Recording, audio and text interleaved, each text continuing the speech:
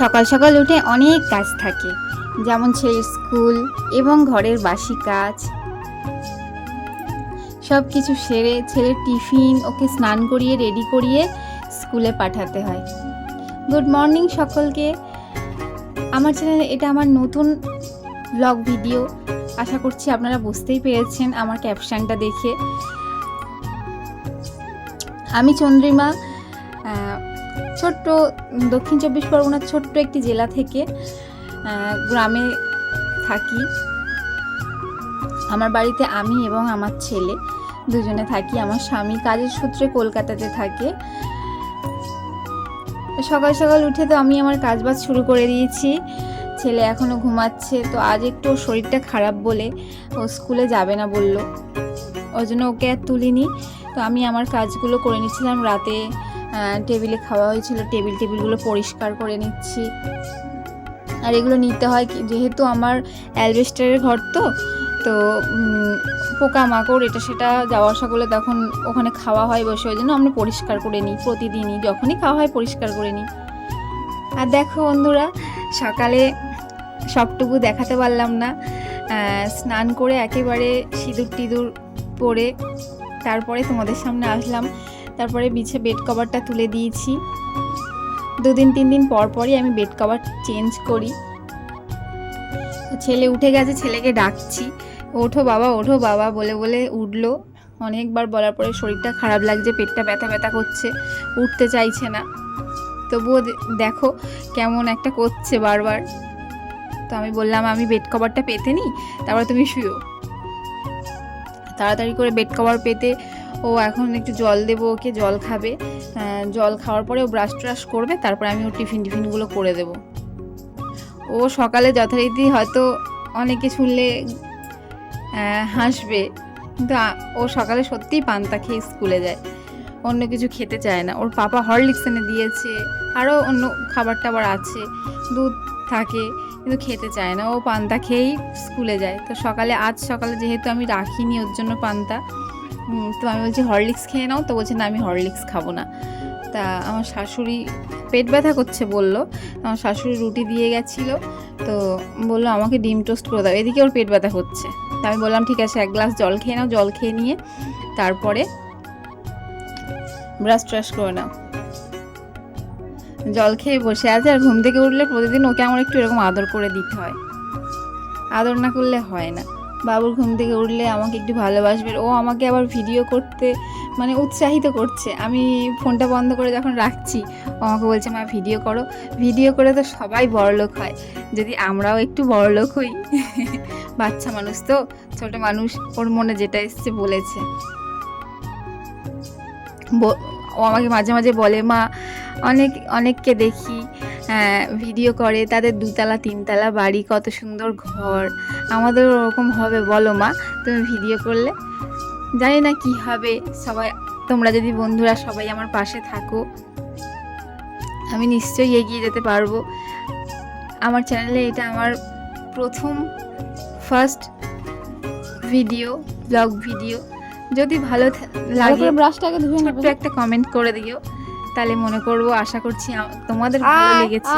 তাহলে প্রতিদিন ঠিক দুপুর 2টোর মধ্যে আমি আমার প্রত্যেকটা ভিডিও তোমাদের কাছে পৌঁছে দেব। এখন বাবু বসে বসে এবারে হাঁসগুলো চলে আসে, ব্রাশ করতে গেছে। হাঁসগুলো চলে আসে। সকালে প্রচুর কাজ থাকে, অনেক কাজ। সকাল টাইমটার কাজগুলো শেষ হয়ে গেলে তারপরে মনে হয় যেন একটু বসি, নিজে একটু রেস্ট নিতে পারি। আর আমার সকালে একটু চা ছাড়া আমি অন্য কিছু খেতে পারি না। ওকে একটু ডিম টোস্ট করে দিচ্ছি, একটু হরলিক্স করে দেবো, কিন্তু হরলিক্সটা একদমই খাবে না, 1 ঢোক মতো খেয়ে ডিম টোস্টটা খাবে। আমাকেও দিয়েছে, আমাকেও দেবে, আমাকে না দিয়ে খায় না যদিও আমার ছেলে, যাই খাক।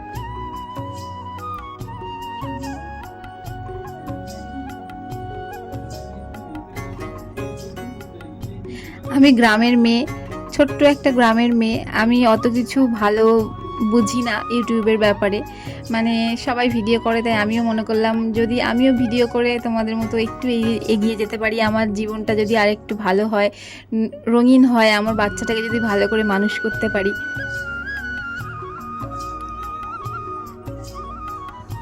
জানি না কেমন লাগবে আমার ভিডিওটা, পাশে থাকবে আশা করছি।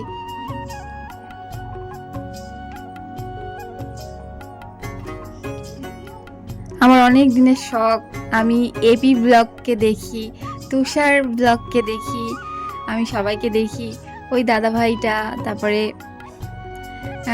এপি ব্লগের যে দিদি আজ কতটা এগিয়ে গেছে, আমিও যদি ওদের মতো একটু ভিডিও করে যদি তোমরা আমার পাশে থাকো, তোমাদের সাথ ছাড়া তো সম্ভব নয় এটা, এই জার্নিটা কমপ্লিট করা।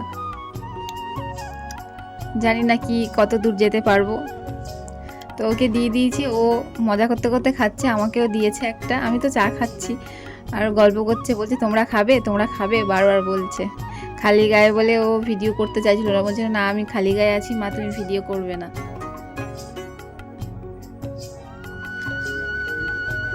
দুজনে বাড়িতে থাকি, আমি আর আমার ছেলে, আর আমার শ্বশুর শাশুড়ি পাশের ঘরে থাকে।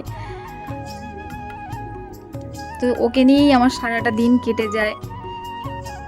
ও সকালে স্কুলে চলে গেলে আমার সকাল টাইমটা খুব চাপ থাকে, তারপরে স্কুলে চলে যাওয়ার পর আমি একটু রেস্ট নিতে পারি, আবার 10টা-11টার দিকে রান্না বসিয়ে দিই, রান্না করে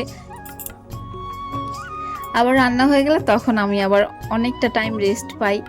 সেই টাইমটা আমি ভিডিওগুলো এডিট করে নিয়ে তোমাদের সাথে আমার দৈনন্দিন জীবনের সব কিছু শেয়ার করব। সকালের পরে আবার দুপুরে চলে আসলাম, দুপুরে কি রান্না করব ভাবতে ভাবতে ভাবলাম যে এই গরমে কি আর করব, একটু আমডাল করি, আর কটা পটল আছে পটল ভাজা করি, আর আমার শাশুড়ি মা মাছের ডিম দিয়ে গিয়েছে, তো মাছের ডিমটা ও আমার ছেলে খুব বড়া, মানে মাছের ডিমের বড়া করে দিলে ভেজে দিলে ও খুব ভালোবাসে, তো ওকে ওটা করে দেবো, আর আমি একটু আমডাল আর পটল ভাজা করে নেব। প্রচণ্ড গরম পড়েছে, এই গরমে বসে থাকা যায় না। আমার রান্নাঘরে ফ্যান আছে, কিন্তু রান্না করার সময় তো আর ফ্যান অন করা যায় না, আর আমাদের ঘরে যেহেতু ছাদ দেওয়া নেই, তো কটা বাজে? খুব কষ্ট হয় গরম। এখন বাজে 12:30, আর এখনো আমাদের রান্না হয়নি। আজকে গরমে, এত গরমে আমার রান্না করার কোনো ইচ্ছেই নেই। তো আজ আমডাল আর মা দিয়ে গেছে মাছের ডিম, মাছের ডিম দিয়ে বড়া করে দেবো, আর আমি পটল ভেজে আমডাল দিয়ে খেয়ে নেব, ও ডাল দিয়ে খেয়ে নেবে, ব্যাস। সরো, আমি রান্নাটা করে আসি, সরো।